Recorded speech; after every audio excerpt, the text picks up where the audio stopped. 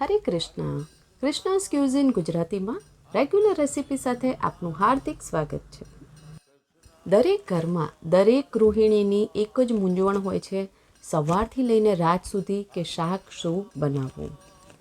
એમ આપણે જોવા જઈએ તો આપણા ભારત દેશની સંસ્કૃતિ એવી છે કે આપણે એક જ શાકને અનેક રીતે બનાવતા હોઈએ છીએ. આજે આપણે બનાવવા જઈ રહ્યા છીએ દક્ષિણ ભારતની ખૂબ જ પ્રખ્યાત એવી કડલા કરી. આ કડલા કરી બનાવવા માટે આપણે કોઈ પણ જાતના શાકભાજીનો ઉપયોગ નથી કર્યો. તો ચાલો આપણે બનાવવાનું શરૂ કરીએ ઠાકોરજી માટે કડલા કરી.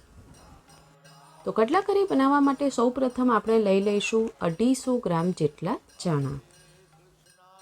દેશી ચણાનો ઉપયોગ કર્યો છે. હવે તેમાં પાણી ઉમેરી અને એકવાર સરસ ધોઈ લઈએ. ચણા ધોવાઈ ગયા છે. હવે જરૂરિયાત મુજબ પાણી ઉમેરી અને તેને 7 થી 8 કલાક માટે પલાળી રાખવા. પૂરી રાત્રે પણ પલાળી શકો છો. 7 થી 8 કલાક બાદ તમે જોઈ શકો છો કે ચણા સરસ રીતે ફૂલી ગયા છે અને પલળી ગયા છે. બધું પાણી નીકાળી અને કુકરમાં લઈ લઈએ.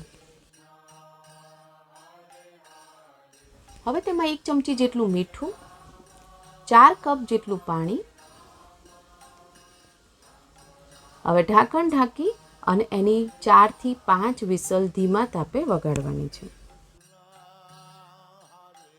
અહીંયા અડધી કલાક ઉપર થઈ ગઈ છે. કુકર ઠંડુ થઈ ગયું છે. ચાલો ચેક કરી લઈએ. તમે જોઈ શકો છો કે ચણા એકદમ બફાઈ ગયા છે. હવે તેને સાઈડમાં રાખી દઈએ અને તેનો મસાલો તૈયાર કરી લઈએ. મસાલો તૈયાર કરવા માટે 2 ટેબલસ્પૂન જેટલું તેલ ગરમ કરી લઈએ.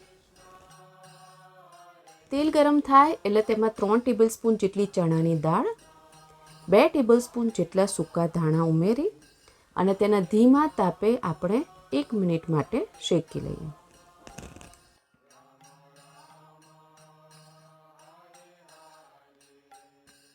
અહીંયા ધ્યાન રાખવાનું છે કે ધીમા તાપે શેકવાનું છે.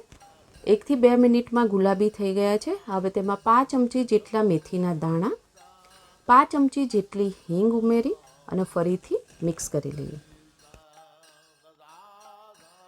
હવે 2 સૂકા લાલ મરચાં ઉમેરીએ અને થોડા મીઠા લીમડાના પાન. આ બધું જ આપણે ધીમા તાપે જ શેકવાનું છે.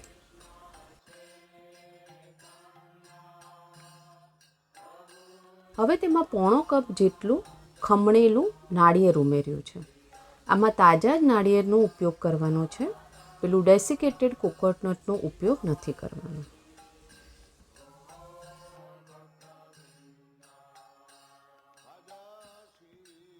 આ નાળિયેર આછું ગુલાબી રંગનું થઈ જાય ત્યાં સુધી આપણે શેકવાનું છે.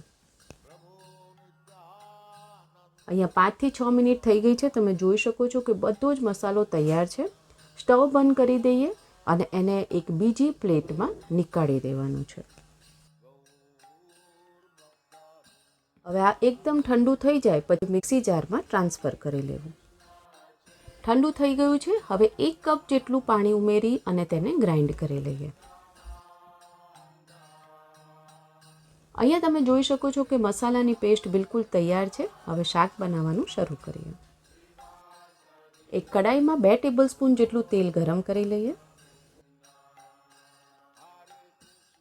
તેલ ગરમ થાય એટલે 1 ચમચી જેટલી રાઈ ઉમેરવાની છે.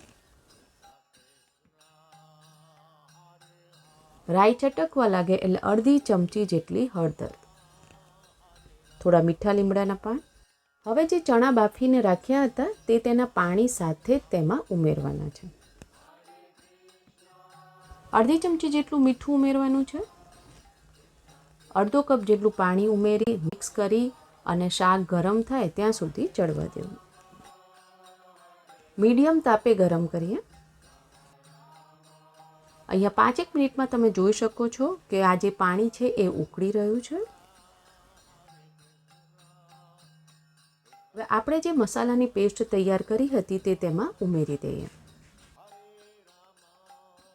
હવે તેમાં 1 ચમચી જેટલું લાલ મરચું, 2 ટેબલસ્પૂન જેટલો આંબલીનો પલ્પ, 1 ટેબલસ્પૂન જેટલો સમારેલો ગોળ ઉમેરીએ. બધું મિક્સ કરી લઈએ અને 7 થી 8 મિનિટ માટે ધીમા તાપે તેને ચડવા દઈશું. આ રેસીપીમાં આપણે જે પણ વસ્તુઓનો ઉપયોગ કર્યો છે તેનું લિસ્ટ ડિસ્ક્રિપ્શન બોક્સમાં આપેલ છે. ઢાંકણ ઢાંકી અને ધીમા તાપે જ તેને ચડવા દેવું.